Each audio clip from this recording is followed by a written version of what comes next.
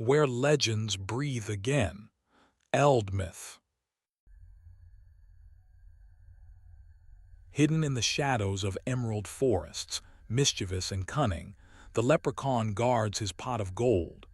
But is he just a trickster or a keeper of ancient secrets? Discover the truth behind Ireland's most legendary little guardian. In the deep, verdant heart of Ireland, where the mist clings to the ancient hills like a memory and the old stones hold their breath, there whispers a secret as old as the rain. It is the secret of a solitary figure, a keeper of hidden things, a craftsman of dreams and delusions. He is not a god nor a demon, but a phenomenon of the land itself, a spark of enduring magic in a world grown weary. He is the leprechaun. To speak his name is to stir the quiet air of a forgotten glen, to feel the sudden, watchful silence that falls between the notes of a blackbird's song. Our journey is not one of conquest, but of quiet observation, a stepping softly into the liminal spaces where the fabric of the mundane world wears thin, revealing the glint of something older, something fiercely private and endlessly elusive. We will follow the traces he leaves not in the earth, but in the stories, in the shiver of a chance encounter, the vanished promise of treasure, and the echoing laughter that rides the western wind. Our quest begins not with the creature, but with the soil from which he sprang. The leprechaun is a pure emanation of the Irish psyche, a folk memory carved from bog oak and woven from river mist. His lineage is tangled in the roots of the Tuatha De Danann, the godlike people who, upon being defeated by the Milesians, retreated into the hollow hills and became the Owls-She, the people of the mounds. The leprechaun is not a noble king or a tragic heroine of that race, but rather a specialist, a craftsman who turned his otherworldly skills to a very specific trade. The very name whispers of his origin, from the old Irish luchorpan, meaning small body. He is the ultimate outsider, even among the outsiders, defined by his stature and his solitude. Early medieval texts mention these little stooping men, but it was in the fertile oral traditions of the rural Irish countryside that he truly found his shape and his purpose. For centuries, the leprechaun existed in the spoken word, a vibrant thread in the tapestry of folk belief told by firesides to the sound of pattering rain on thatch. He was a figure of the margins, seen from the corner of the eye at the edge of the field, or heard tapping his tiny cobbler's hammer in the deep quiet of a midday hedge. He belonged to a precise ecological and social niche: the fairy craftsman, the solitary bachelor, the miserly hoarder. He was not a bringer of blessings or curses, but a neutral force, one that could be bargained with, though always at great risk. His symbolism is complex. He represents the hidden wealth of the land, the secret knowledge of a craft, the perils of greed, and the infectious, chaotic power of trickery. He is a reminder that the world is not fully known, that just beyond the settled pasture in the wild thicket, a parallel economy of magic and mischief thrives unseen. To understand the leprechaun, one must first see him clearly, not as a cartoonish symbol, but as a being of startling, tangible reality. He stands roughly 3 feet tall, a compact figure of wiry strength. His face is not inherently kindly. It is wizened and nut-brown like tanned leather, etched with 1,000-minute lines from centuries of squinting at his work and scowling at intruders. His eyes are a piercing, mischievous blue or green, missing nothing, glittering with intelligence and a profound love of dissent. He is almost always dressed impeccably, a dandy of the fairy world. A coat of deep forest green or sometimes a rich red, adorned with shiny silver buttons, a waistcoat, breeches, and stockings. Upon his head rests a 3-cornered hat, often cocked at a defiant angle. But the most crucial detail, the anchor of his entire profession, is the leather apron tied around his waist, stained and worn, and the tiny cobbler's hammer he carries, or the sole of a fairy shoe upon which he is eternally working. This sartorial splendor speaks volumes. He is not a creature of the wild like a puka. He is a creature of trade, of society, albeit a solitary one. His fine clothes are a barrier, a statement of his difference and his success. He is often depicted with a pipe puffing contemplative clouds of fragrant smoke that blend with the morning mist. And then, of course, there are his shoes. He is, by all accounts, a master cobbler for the fairy gentry, and his own shoes are works of art. Sturdy buckled brogues, polished to a high sheen, perfect for traversing the damp Irish terrain. He moves with a quick, purposeful step, a rapid tapping sound that might be mistaken for a woodpecker or a dripping branch. But to the trained ear, it is the sound of industry, the sound of a secret economy operating just below the threshold of human perception. The leprechaun's habitat is not a grand palace, but a network of hidden workshops scattered across the Irish landscape. He is an architect of concealed spaces. His home might be a carefully concealed burrow under a particularly gnarled and ancient hawthorn tree, a tree considered sacred and dangerous to cut down. It could be a tiny, camouflaged door set into the side of a grassy bank, invisible unless one knows the exact rock to turn or the specific fern to brush aside. Inside, these spaces are said to be surprisingly spacious and dry, furnished with tiny stools and tables hewn from root wood, lit by a perpetual, soft-glowing lantern of captured foxfire or a single bright candle. The walls are hung with the tools of his trade, lasts of all sizes, awls, needles made of thorn, and spools of thread spun from spider silk. But the centerpiece, the heart of his solitary existence, is his treasure. This is no mere pot of generic gold. It is his crock of gold, a specific, personal hoard earned over centuries of cobbling. According to lore, each leprechaun has one, and its hiding place is the most fiercely guarded secret in his long life. He might bury it deep where the roots of two ancient oaks intertwine, or sink it in the black waters of a peat bog, or place it at the end of a rainbow, a phenomenon he is adept at predicting and exploiting. This gold is not for spending. It is an extension of his being, a physical manifestation of his labor, his secrecy, and his independence. The constant, quiet tapping of his hammer is the sound of his wealth growing, coin by metaphorical coin, as he fulfills the endless podiatric needs of the fairy courts. His workshop is a vault, and he is both its craftsman and its dragon. The encounter between a human and a leprechaun is a rare and precarious event, governed by unwritten rules as strict as they are dangerous. It almost always begins by accident. A farm boy cutting across a field at twilight sees a flash of green and the glint of a buckle. A peat cutter, resting against a bank, hears a faint, rhythmic tap-tap-tapping from behind a curtain of ivy. The moment of eye contact is critical. The leprechaun, caught in his private world, will startle like a wild animal. But he does not flee immediately. His pride, his sense of protocol, often holds him for a crucial few seconds. This is the window of opportunity, and it slams shut with terrifying speed. The cardinal rule of engagement is this: you must never ever look away from him. His magic is not in grand spells, but in phenomenal distraction. He will point suddenly behind you, shout a warning, or create an illusion, a phantom cry, a shimmering light. The instant your gaze wavers, he vanishes with a pop of displaced air and a faint smell of leather and pipe tobacco. But if you can maintain that lock of eyes, you have a chance to initiate the only form of interaction he respects: the bargain. You have captured not his person but his attention, and he will negotiate for his release. His voice is often described as dry and raspy, like pebbles tumbling in a stream, laced with a sarcastic wit that can flay the ego. The promised reward for holding a leprechaun is, of course, his treasure. He will, with great theatrical reluctance, reveal the location of his crock of gold. He might describe it with poetic precision: under the third stone from the west corner of the old fence by Murphy's abandoned field, where the shadow of the round tower falls at midday on the solstice. The captor, heart-pounding, is then faced with a dilemma. To retrieve the gold, he must break eye contact. The leprechaun knows this. He will swear on the honor of the owl's she, a notoriously flexible concept that he will not move. The moment the human turns or blinks, the leprechaun is gone. Often the captor, realizing the trick, will mark the spot with a personal item: a red scarf, a hat, a knife stuck in the ground.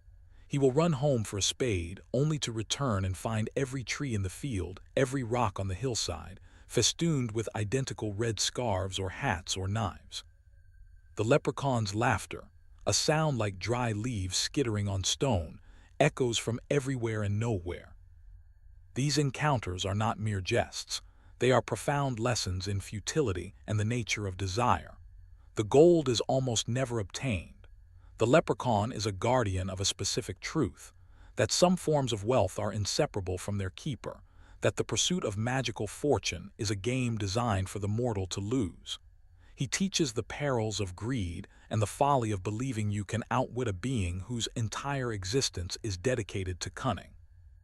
Those who have claimed success are either liars or, in rare tales, individuals who offered something the leprechaun valued more than that particular pot of gold, a rare tool, a perfect piece of leather, or simply a genuinely clever riddle that earned his begrudging respect.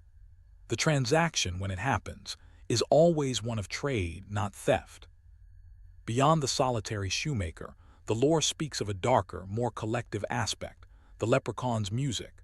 On certain nights when the moon is a sliver and the wind smells of distant rain, the sound of many tiny hammers ceases, replaced by the lilting, maddeningly beautiful notes of fairy pipes and fiddles. The leprechauns are said to gather in hidden clefts for their seili.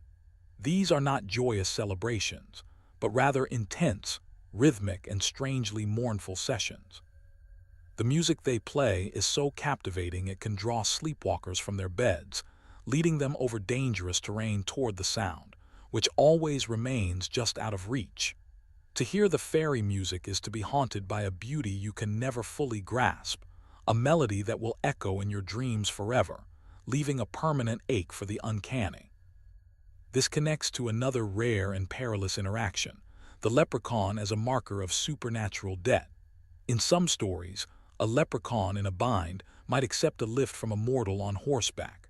Upon dismounting, he will offer payment. To accept raw fairy gold is dangerous. It often turns to leaves or ashes by morning. But to refuse payment outright is an insult that can bring worse luck. The wise mortal asks for something intangible but beneficial. Grant that my butter will always churn, or let my cow always calve safely.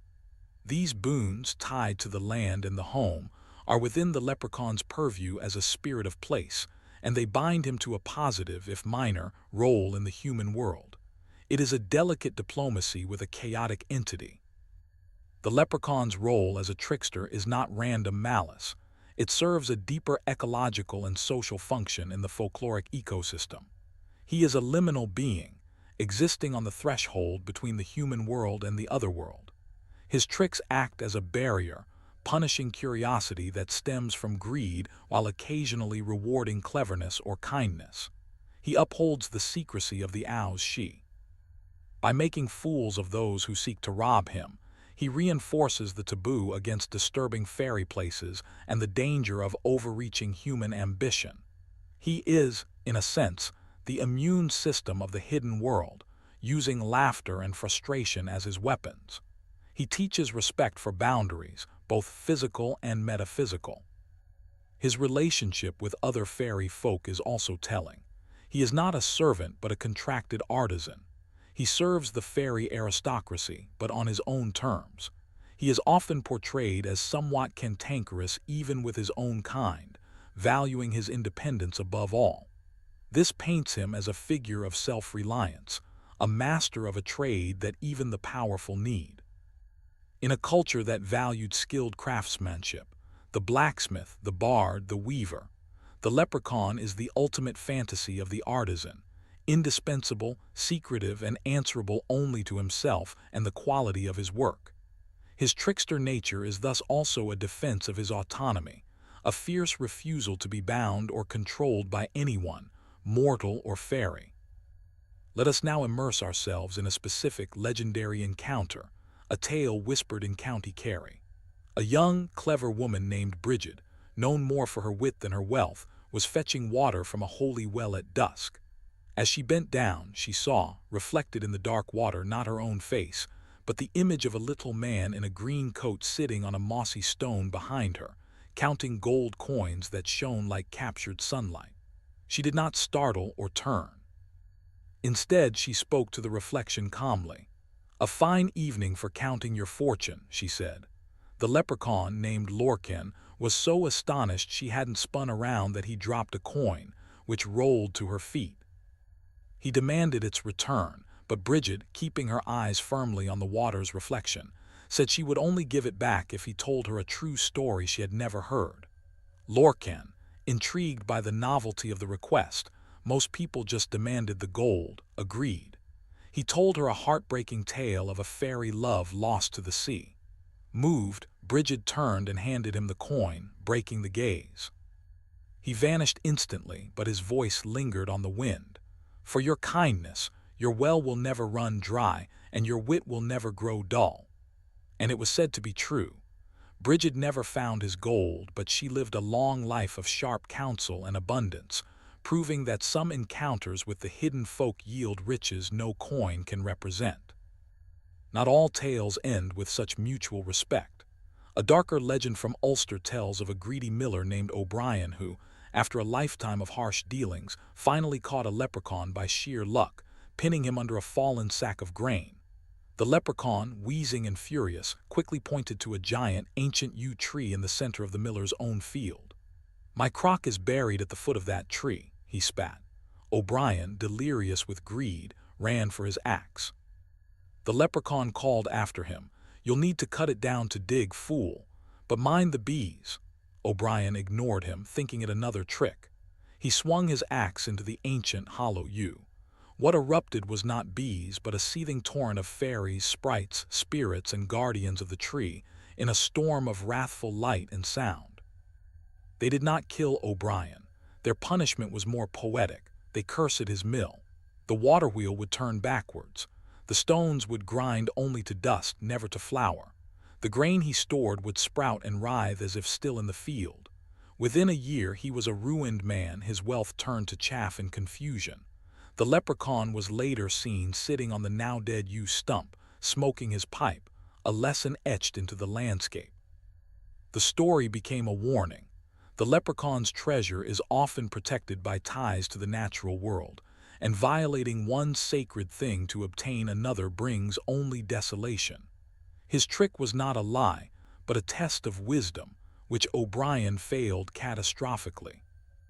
As centuries passed and Ireland changed, the leprechaun evolved in the collective imagination. The stern, sometimes fearsome fairy craftsmen of oral tradition began to soften, first into a more generic symbol of luck, and then, under commercial and colonial pressures, into a caricature. The 20th century, particularly through Hollywood and tourism, flattened him into a jovial, grinning little man in an oversized hat, obsessed with rainbows and cereal mascots. This sanitized version served as a palatable, marketable symbol of Irishness, but it severed the creature from his roots in the dark, damp, complex soil of folklore. He became a lucky charm, stripped of his cunning, his danger, and his profound connection to the land's hidden truths. Yet the older, truer leprechaun never fully vanished. In modern fantasy literature and film, we see a resurgence of the authentic being. He appears not as a bringer of fortune, but as a shrewd banker in urban fantasy, a cantankerous information broker in magical markets, or a guardian of forgotten lore. These interpretations recapture his essence: the solitary specialist, the neutral party motivated by his own inscrutable rules, the being whose help is as likely to confound as to clarify. He represents the wild card, the unpredictable variable that reminds heroes and readers alike that magic has a price and ancient beings are not pets or servants. Today, if you walk the back roads of Connemara or the quiet hills of County Cork, the old belief still lingers like mist in the hollows. Farmers might still nod respectfully to a lone hawthorn. The sudden, unexplained disappearance of a small item is still sometimes blamed on the little fellow. The leprechaun endures because he answers a deep human need, the need for the world to contain hidden pockets of mystery, for there to be specialists in the unseen, for there to be a consequence for greed that is humorous rather than purely tragic. He is a check on human arrogance, a reminder that we do not own every secret, and that the land itself has agents who protect its oldest treasures. His symbolic meaning is multifaceted. He is the spirit of bargaining, the avatar of cleverness over brute force. He is the protector of hoarded knowledge and skill. He represents the independence of the artisan and the dangers of materialism. Psychologically, he can be seen as the trickster archetype that challenges our assumptions and disrupts our plans, forcing adaptability and wit. Culturally, for Ireland, he became a complex symbol, a reduction to a stereotype, yet also a resilient emblem of a magical worldview that refused to be entirely extinguished. As we conclude our journey into the realm of the leprechaun, we are left not with a simple definition, but with a lingering presence. He is the tap-tap-tapping you almost hear when the wind drops. He is the flash of green at the edge of the ruined abbey when you turn your head. He is the author of your momentary confusion when you're sure you left your keys right there. He is the reason you might hesitate before digging up that strangely marked spot in your garden. The leprechaun in his true form is not a commodity of luck, but a phenomenon of attention. He exists in the gap between what is seen and what is sensed, between desire and fulfillment, between the question and the trickster's answer. He reminds us that some treasures are meant to stay hidden, that the pursuit itself is often the lesson, and that the world is richer for containing beings we cannot control or fully comprehend. So the next time you find yourself in a quiet, lonely place in Ireland, or any place where the old magic might seep through, pay attention to the corner of your eye. Listen for the faint sound of a hammer on leather. And if you catch a glimpse of a well-dressed little man with a knowing smile, remember the rules. But more importantly, remember the stories. For the true gold of the leprechaun was never in the crock, it was always in the tale. Another legend fades, but the next awaits. Like this video, subscribe and continue the journey through myths.